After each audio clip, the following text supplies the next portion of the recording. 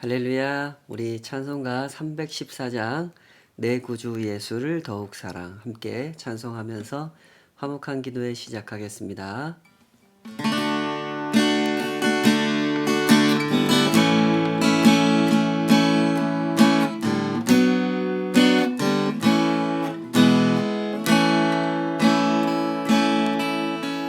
내 구주 예수를 더욱 사랑 엎드려 비는 말 들으소서.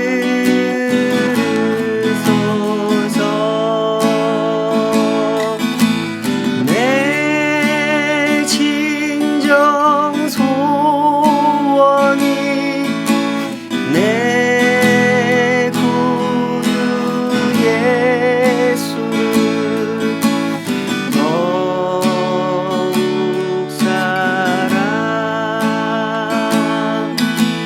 더욱 사랑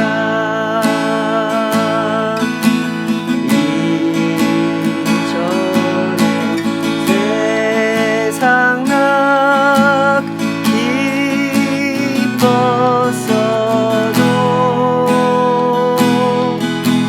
지금 내 기쁨은 오직 예수. 다만 내 비는 말 내 구주 예수를 더욱 사랑 더욱 사랑 이 세상 떠날 때 찬양하고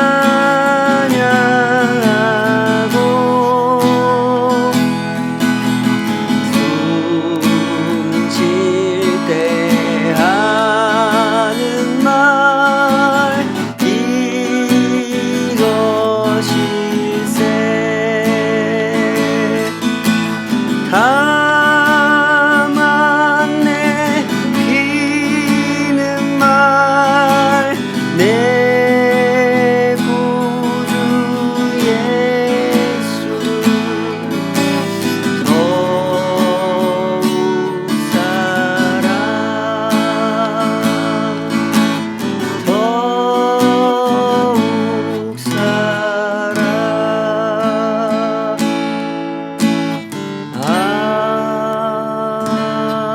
아멘.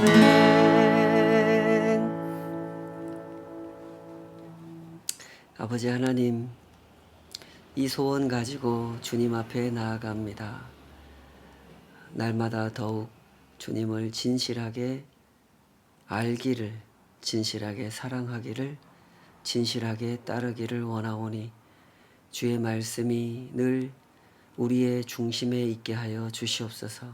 그 말씀 안에 거하여 살게 하여 주시고 그 말씀이 우리를 다스리게 하여 주시옵소서. 그 거룩하신 통치 아래 오늘도 주의 사람 되어 살기 원하오니 온전히 이 소원을 주님의 뜻 안에서 거두어 주시옵소서. 그 말씀으로 우리를 빚으시며 우리를 어루만지시고 주님의 나라 그 복된 삶을 알게 하여 주시옵소서. 예수님의 이름으로 기도하옵나이다. 아멘. 요한복음 13장 31절에서 38절까지 오늘 주신 말씀으로 후에는 따라오리라, 이런 제목으로 함께 하나님 말씀 헤아려 보도록 하겠습니다. 가룟 유다가 예수님을 팔아 넘기기 위해서 밖으로 나가버린 후에 예수님께서는 이제 남아있는 11명의 제자들에게 여러 가지 말씀을 하십니다. 이것은 일종의 설교죠. 그래서 성경을 연구하는 학자들이 이 단락을 다락방 강화 이렇게 제목을 붙이기도 합니다. 11명의 제자들은 이제 예수님의 뒤를 잇는 교회의 지도자가 될 예정이죠. 그들을 향하여 예수님께서 하시는 설교입니다. 그들은 이제 십자가 앞에서 모두 다 도망을 가게 될 것이지만 부활하신 예수님께서 그들을 다시 가르치실 거고 승천하신 후에는 성령을 보내주실 것입니다. 그리고 그들은 교회의 지도자가 되는 거죠. 때문에 그들에게는 그 밤, 그 자리가 참 중요한 자리였던 겁니다. 그 자리에서 예수님께서 너희들은 앞으로 이런 교회의 일꾼들이 되어야 한다. 이렇게 복음을 증거해야 한다를 가르치시는 말씀을 듣는 자리였기 때문이죠. 그 자리에서 예수님께서 이렇게 말씀하셨습니다. 31절 그가 나간 후에 예수께서 이르시되 지금 인자가 영광을 받았고 하나님도 인자로 말미암아 영광을 받으셨도다. 만일 하나님이 그로 말미암아 영광을 받으셨다면 하나님도 자기로 말미암아 그에게 영광을 주시리니 곧 주시리라. 작은 자들아 내가 아직 잠시 너희와 함께 있겠노라. 너희가 나를 찾을 것이나 일찍이 내가 유대인들에게 너희는 내가 가는 곳에 올 수 없다고 말한 것과 같이 지금 너희에게도 이르노라. 새 계명을 너희에게 주노니 서로 사랑하라. 내가 너희를 사랑한 것 같이 너희도 서로 사랑하라. 너희가 서로 사랑하면 이로써 모든 사람이 너희가 내 제자인 줄 알리라. 크게 보면 여기서 하신 주님의 말씀은 두 가지입니다. 첫째로 상황을 설명하신 거죠. 지금 이 상황, 하나님과 예수님의 사역이 어떻게 전개되어 왔고 어떻게 또 성취될 것인지, 하나님의 영광이 어떻게 나타날 것인지 이 상황에 대한 설명입니다. 둘째로는 제자들을 향한 명령이죠. 내가 너희를 사랑한 것 같이 너희도 서로 사랑하여 모든 사람이 내 제자인 줄을, 너희가 내 제자인 줄을 세상 가운데 알려라 하는 그 두 가지 메시지가 이 본문을 구성하고 있습니다. 그런데 가만히 보면 이 두 가지 메시지는 사실상 하나의 메시지죠. 예수님은 이 가룟 유다를 제외한 나머지 제자들이 세우게 될 공동체가 얼마나 긴밀하게 하나님과 연계되어 있는 공동체인지 그것을 강조하십니다. 그것을 제자들에게 주지시키고 계시죠. 그렇기 때문에 하나님과 직접적으로 연결된 공동체, 그 공동체는 하나님의 계명에 따라 일하는 공동체여야 한다. 그 계명의 핵심이 무엇이냐? 서로 사랑하라 하는 말씀이기 때문에 사실상 이 두 가지 말씀은 하나의 메시지인 거죠. 이 점이 참 중요합니다. 예수님께서는 곧 십자가를 지시려고 하시죠. 십자가를 지심으로써 이 세상의 죄 문제를 해결하시고 사망 권세를 무너뜨리실 겁니다. 그렇게 하심으로써 하나님의 영광을 나타내실 겁니다. 중요한 것은 이것이죠. 이 엄청난 이야기를 왜 이 사람들한테 하시느냐는 겁니다. 왜 이 사람들에게 하셨습니까? 이들을 통하여 주님의 교회를 세우실 것이기 때문에 그렇죠. 요한의 기록은 바로 이런 점을 강조하고 있는 겁니다. 주님의 교회가 분명히 알고 있어야 하는 두 가지가 있다는 겁니다. 그날 밤에 예수님은 그 제자들에게 그 두 가지를 분명하게 강조하셨다는 겁니다. 첫째로 무엇입니까? 주님의 교회는 하나님께서 하신 일의 연장선상에 존재한다는 겁니다. 하나님과 상관없이 존재하는 공동체가 아니다. 그게 뭐냐? 하나님이 세상을 사랑하여 그 모든 구속의 역사를 이루신 것처럼 주님의 교회도 세상을 사랑하기 위하여 존재한다. 둘째로 주님의 교회는 서로 사랑하라는 명령에 순종함으로써 하나님께서 하신 일을 승계한다는 겁니다.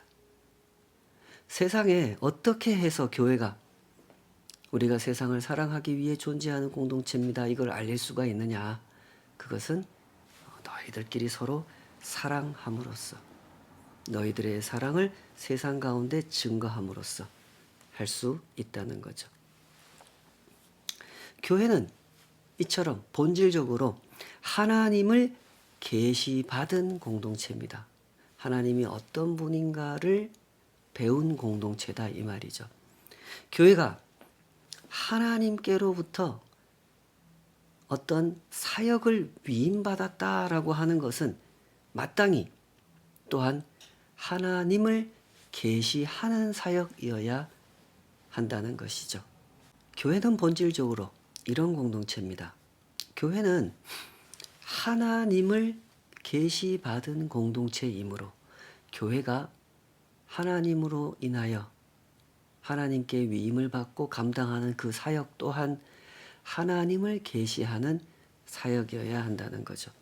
십자가를 앞에 두신 예수님께서는 이렇게 중요한 제자 공동체의 본질을 가르쳐주고 계셨던 겁니다. 그러므로 이 땅의 모든 교회는 하나의 기준을 갖게 된 겁니다. 우리가 진정 주님의 이름으로 존재하는 교회라면 마땅히 이런 기준에 비추어 교회를 평가해 보아야 하고 점검해 보아야 하고 추구해 나가야 한다는 거죠.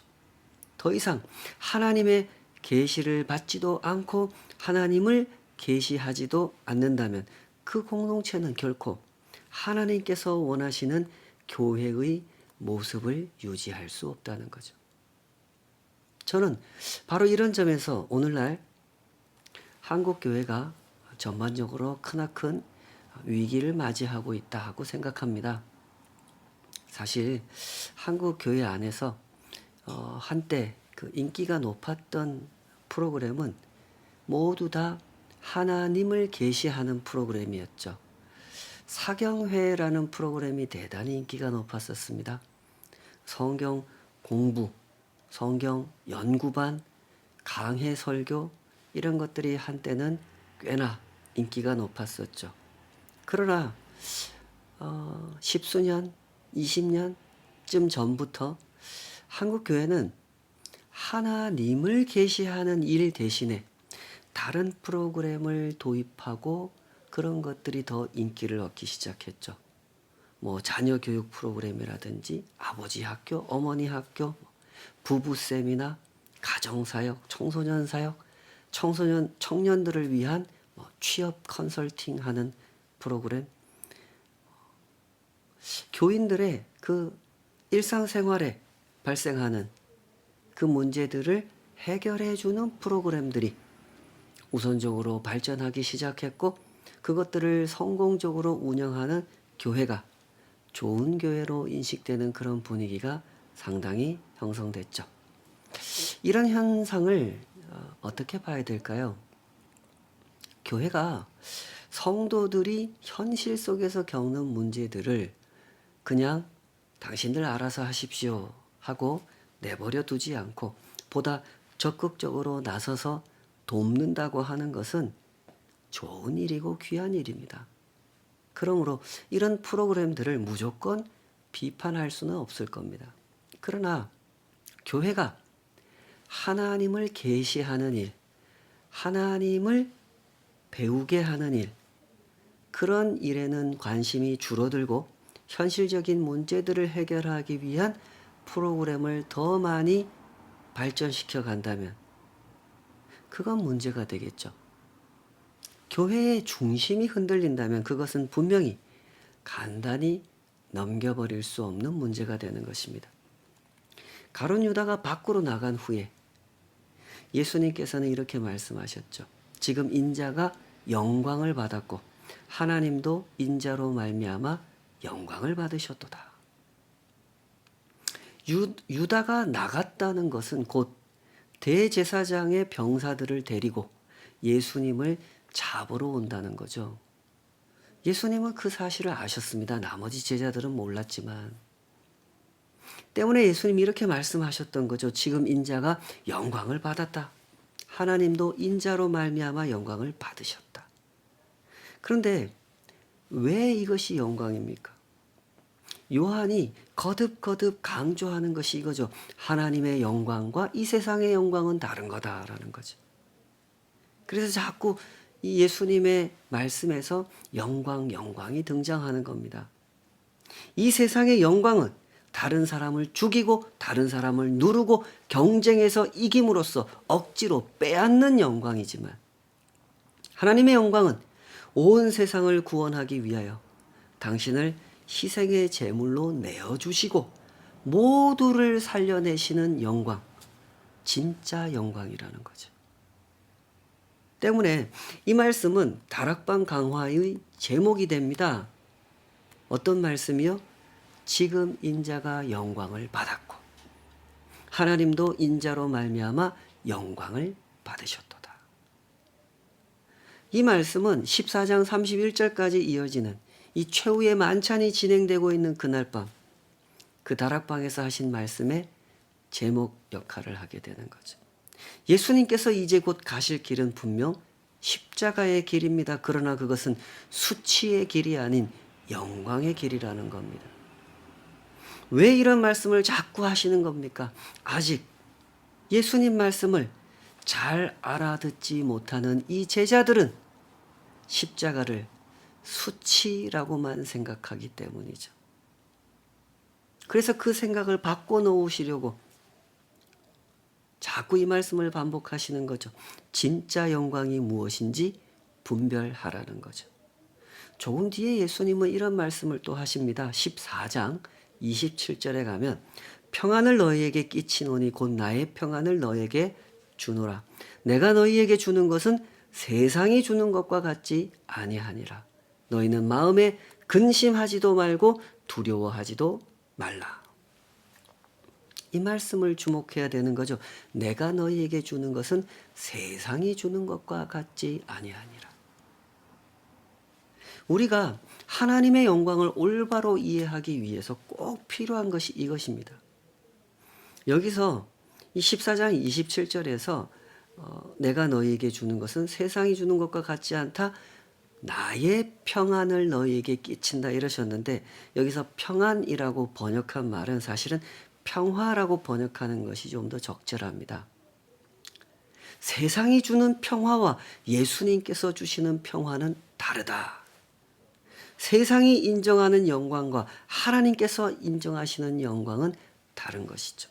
무엇이 진짜 평화인지, 무엇이 진짜 영광인지, 그것은 예수님만 행하실 수 있고 예수님만 나타내실 수 있는, 예수님만 가르치실 수 있는 것이죠.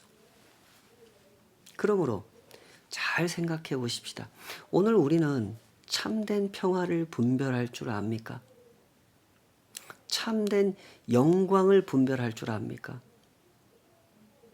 오늘날 교회가 위기를 맞이했다고 하는 것은 바로 이런 것입니다.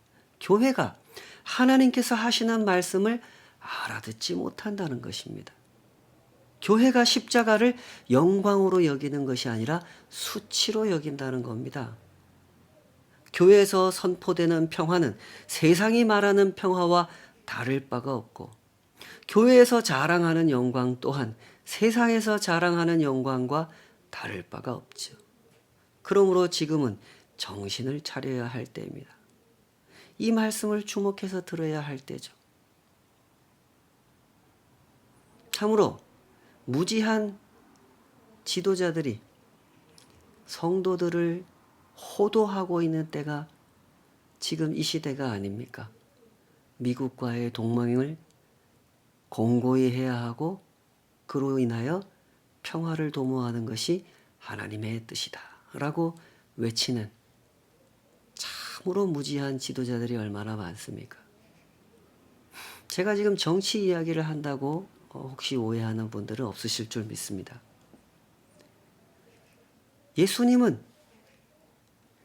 세상이 너희에게 주는 평화와 내가 너희에게 주는 평화는 다른 것이라고 분명히 가르치셨는데, 그 말씀을 그 어리석은 지도자들은 정반대로 가르치고 있는 것이죠.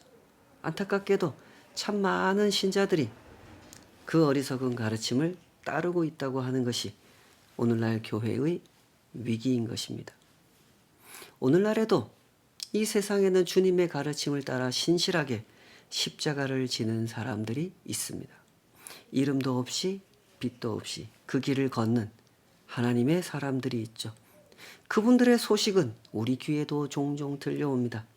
30년 동안 선교 사역을 감당했고 20명의 원주민들을 주님 앞으로 인도한 선교사가 말라리아에 걸려 현지에서 목숨을 거두었습니다.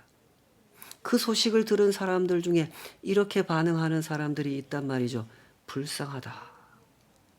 참 안 됐다.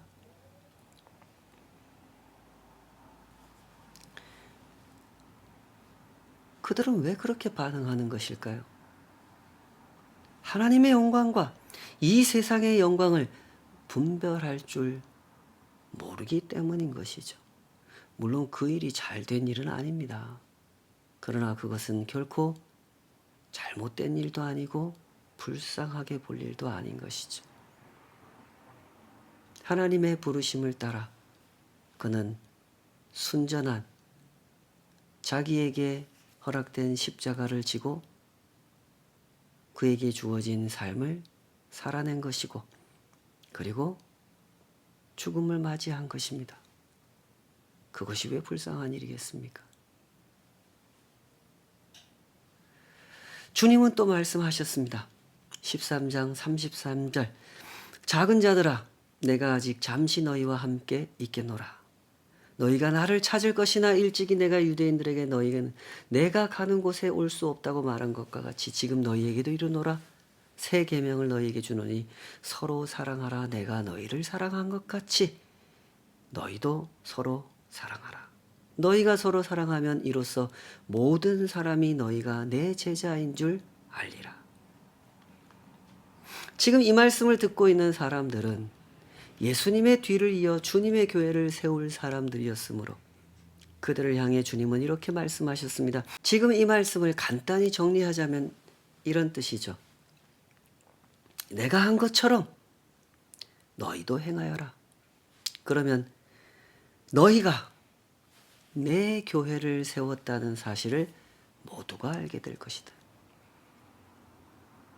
내가 한 것처럼 너희가 행하면 너희가 너희의 교회를 세운 것이 아니라 내 교회를 세웠다는 것, 그것을 사람들이 알게 될 것이다. 교회의 본질은 여기에 있습니다. 교회는 하나님의 영광을 보았고 그 영광을 따르는 공동체입니다. 하나님께서 어떻게 세상을 구원하셨고 어떻게 해서 하나님의 영광을 나타내 보여주셨는지 그것을 교회는 보았고 보았기에 그것을 따라하는 거죠. 그것을 어디서 봤습니까? 십자가에서 봤단 말입니다. 죄인들을 사랑하여 당신의 생명을 내어주신 하나님의 사랑을 그 십자가에서 본 것이죠. 때문에 교회가 추구하는 것은 사랑이어야 한다는 것입니다. 예수님께서 우리를 사랑하신 것 같이 서로 사랑하는 것. 그것이어야 한다는 거죠. 분명한 모델이 있는 거죠. 우리가 주님의 제자가 되어 하나님의 일에 참여한다고 하는 것은 이런 일입니다. 어떤 토목공사를 하는 것도 아니고 조직을 운영하는 경영을 하는 것도 아닙니다. 하나님의 일을 승계하는 것은 서로 사랑하는 일입니다. 하나님께서 우리를 사랑하신 그 숭고한 사랑으로 서로를 사랑하는 것이죠. 바로 이런 점에서 교회는 이미 그 존재의 본질과 그 본질을 드러내는 구체적인 방법까지 제공을 받은 공동체인 것입니다. 새롭게 다른 방법을 찾을 이유가 없는 것입니다. 다른 모델을 찾을 이유가 없죠. 이 사실을 잘 이해하시기 바랍니다. 교회는 사람이 사람의 재주로 만들어내는 공동체가 아닙니다. 교회는 하나님을 계시받은 공동체이므로 하나님을 계시하는 공동체여야 하는 것이죠. 교회는 반드시 그런 일에 집중해야 하는 것입니다. 예수님께서 이렇게 중요한 말씀을 하시고 계시는 때에 베드로가 나서서 갑자기 엉뚱한 질문을 하죠. 그러나 예수님께서는 그 엉뚱한 질문을 받아 유익한 가르침을 더해 주십니다. 오늘 본문은 베드로까지지만 이어지는 도마, 유다, 빌립이 계속해서 예수님 말씀을 못 알아듣고 질문할 때도 마찬가지로 예수님은 그렇게 대답해 주시죠. 베드로가 예수님께 질문했습니다. 주여, 어디로 가시나이까? 예수님께서 대답하시죠. 내가 가는 곳에 네가 지금은 따라올 수 없으나 후에는 따라오리라. 베드로를 비롯한 이 11명의 제자들이 예수님 말씀을 듣고 있다 보니까 불안해진 겁니다. 33절에서 하신 말씀, 너희가 나를 찾을 것이나 내가 가는 곳에 너희는 올 수 없다고 하신 그 말씀 때문에 불안해진 거죠. 이 말씀을 제대로 알아들었다면 숙연한 마음으로 듣고 이런 엉터리 질문을 드리지 않았겠죠. 그러나 이 11명의 제자들은 전혀 지금 예수님께서 하시는 말씀을 알아듣지 못하고 있었습니다. 베드로는 이렇게 말했죠. 주여, 내가 지금은 어찌하여 따라갈 수 없다고 말씀하십니까? 주를 위하여 내 목숨을 버리겠나이다. 베드로가 얼마나 예수님 말씀을 못 알아듣고 있었는지 그 모습이 역력하게 나타나고 있죠. 베드로는 주님의 말씀을 있는 그대로 듣지 않았습니다. 선별적으로 들었죠. 하나님의 영광에 대해서도 말씀하셨고 내가 너희를 사랑한 것 같이 너희도 서로 사랑하라 이런 말씀도 하셨지만 그 중요한 말씀들은 다 지나쳐버리고 자기 귀에 거슬리는 것 딱 그거 하나만 붙들고 늘어지죠. 내가 가는 곳에 너희는 올 수 없다. 이 말씀만 붙들고 늘어집니다. 이 사람이 베드로죠. 베드로는 아직 주님의 교회가 무엇인지도 모르고 있으며 주님께서 하시는 일이 무엇인지도 모릅니다. 그러나 예수님은 그런 베드로를 붙잡아 주셨죠. 우리를 붙잡아 주신 것처럼 주님은 베드로를 붙잡아 주셨습니다. 네가 지금은 따라올 수 없으나 후에는 따라오리라. 그렇게 말씀하셨습니다.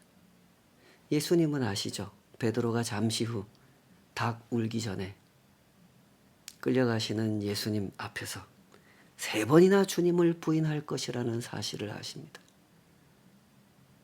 주를 위하여 내 목숨을 바치겠습니다 하고 장담하는 베드로의 그 말이 얼마나 허황된 말인지 아십니다. 그런데도 주님은 그 베드로를 붙잡아 주십니다. 이것이 바로 그날 밤 그 제자들과 예수님의 모습이었던 거죠. 이 장면을 잘 헤아려 보도록 하십시다. 주님께서는 사람들이 이해하지 못하는 길을 가셨습니다.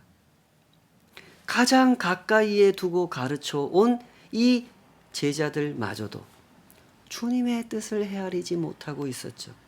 그들의 마음은 이 베드로와 같습니다. 예수님이 그리고 계신 그림과 전혀 다른 그림을 그리고 있었죠. 제자들은 세상과 대결하려고 했습니다. 예수님을 앞세워서 세상과 싸우고 그 싸움에서 이겨 승리할 것이라고 생각했죠. 그런 제자들에게 예수님께서 가르치신 것은 서로 경쟁하라가 아닌 서로 사랑하라는 것이었습니다. 이것이 바로 기독교죠. 경쟁을 생각하는 이들에게 사랑을 가르치는 것이 예수님의 가르침입니다. 그렇게 사랑을 배운 사람들은 베드로처럼 나중에 변화돼서 지금은 따라올 수 없으나 후에는 따라오는 일이 생기게 되는 거죠.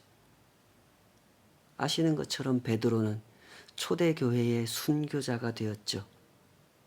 세상을 상대로 싸우는 사람이 아닌 세상을 사랑하는 사람이 되어 세상을 위해 자기 목숨을 내어주신 주님의 뒤를 따르는 사람이 되었습니다.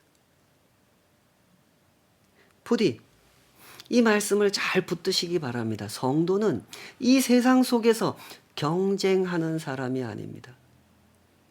교회는 경쟁하는 집단이 아니죠. 우리의 존재는 사랑으로만 확인되는 것입니다. 세상을 위해 내 목숨을 내어주는 그런 사랑으로 확인되는 것이죠. 사랑을 배우는 일에 우리는 참 어울리지 않는 사람들입니다. 그날 밤 그 제자들처럼, 그 베드로처럼 우리는 예수님께서 가신 길을 이해하지 못합니다.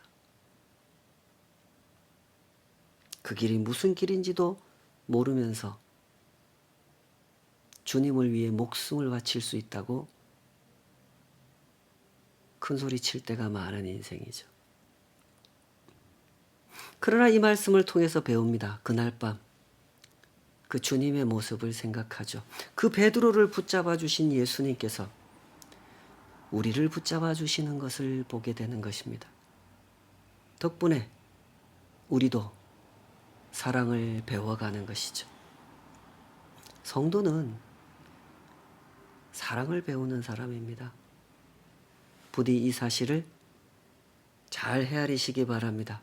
성도는 사랑을 배우되 지극히 자기중심적인 감정으로 그 사랑을 배우는 것이 아니라 하나님 안에서 사랑을 배우는 것이죠.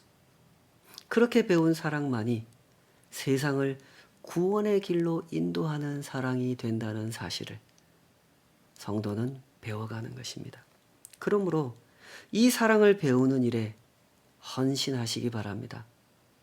이런 사랑을 배우는 일은 우리의 전 인격이 필요하고 우리의 평생이 필요하다는 사실을 잘 생각하셔서 한 걸음 한 걸음 날마다 더욱 신실하게 그 사랑을 배우는 걸음을 걸어가시기를 주님의 이름으로 축복합니다.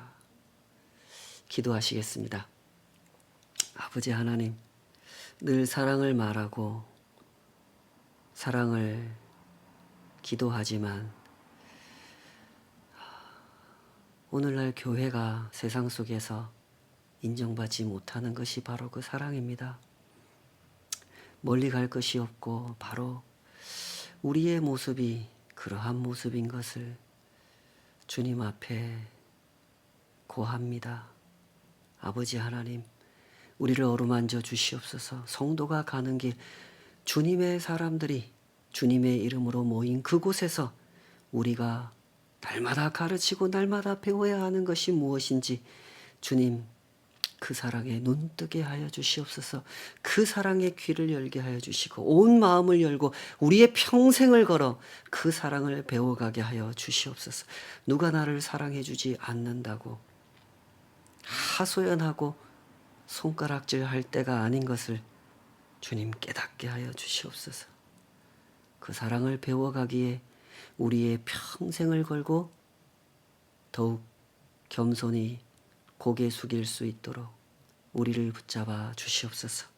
예수님의 이름으로 기도하옵나이다. 아멘.